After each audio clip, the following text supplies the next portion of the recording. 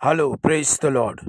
இந்த நாளுக்கான வேத வசனம் 1 பேதுரு 5:7.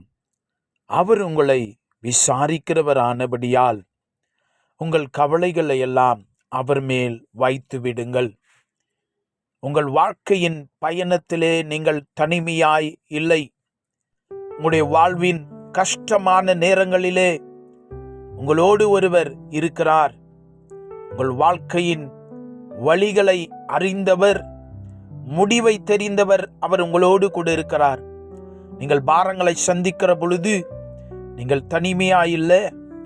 உங்களுடைய பாரத்தை லகுவாக்குகிறவர் உங்களோடு கூட அவர் இருக்கிறார். உங்க மீது அக்கறை கொண்ட ஒரு மகா பெரிய வல்லமை நிறைந்தவர், புதிய வழிகளை உண்டு பண்ணுகிறவர். அவர் ஜெயத்தை வைத்திருக்கிற மகிமையின் தேவனாகிய இயேசு கிறிஸ்து உங்களோடு அவர் இருக்கிறார். அருமையான தேவ பிள்ளையே, you are not alone in your difficult times when you have to carry the burdens.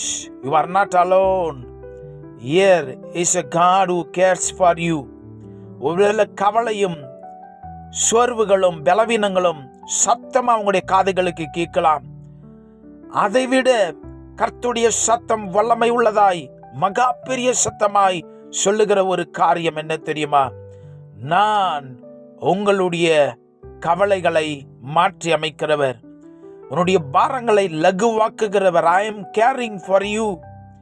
நான் உங்களை விசாரிக்கிற தேவன் என்று இந்த வார்த்தையில வாசிக்கிறோம். அருமையான தேவ பிள்ளையே, இன்னைக்கு உங்களுடைய வாழ்க்கையில நீங்கள் அவிதமான ஒரு கடினமான ஒரு நாளை சந்தித்து கொண்டிருக்கலாம்.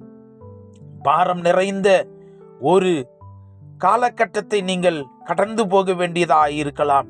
கவலைப்படாதிருங்கள்.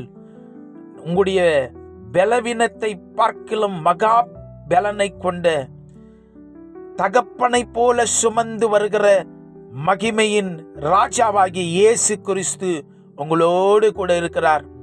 எல்லாவற்றையும் நீங்கள் தாண்டி ஜெயமாய் வருவீர்கள். உங்களை தேவன் சுகத்தோடும் பலத்தோடும் வாழ வைப்பார். உடைய முகங்களை பிரகாசிக்க பண்ணுவார்.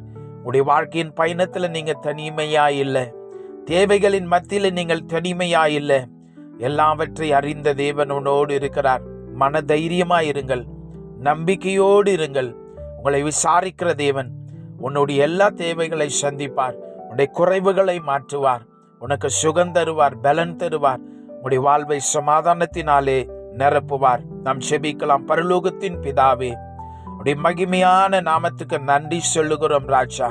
நீர் எங்களை விசாரிக்கிறீர், ஆற்றுகிறீர், எங்களுடைய தேற்றி எங்களை பலப்படுத்துகிறதுக்காக எமக்கு நன்றி ராஜா. இன்னைக்கும் வாழ்க்கையில பலவிதமான சூழ்நிலைகளினாலே சோர்ந்து போயிருக்கிற நம்முடைய பிள்ளைகளை நீர் தொடுவீராக. நீர் அவர்களோடு இருக்கிறதை, உடைய சமூகம், உடைய மகிமை அவர்கள் மேலே தங்கி இருக்கிறதை காண்பார்களாக. ஒவ்வொரு பிள்ளைகளையும் ஆசீர்வதியும் பலப்படுத்தும். இயேசு கிறிஸ்துவின் நாமத்தில் ஜெபிக்கிறோம் பிதாவே. ஆமென். God bless you.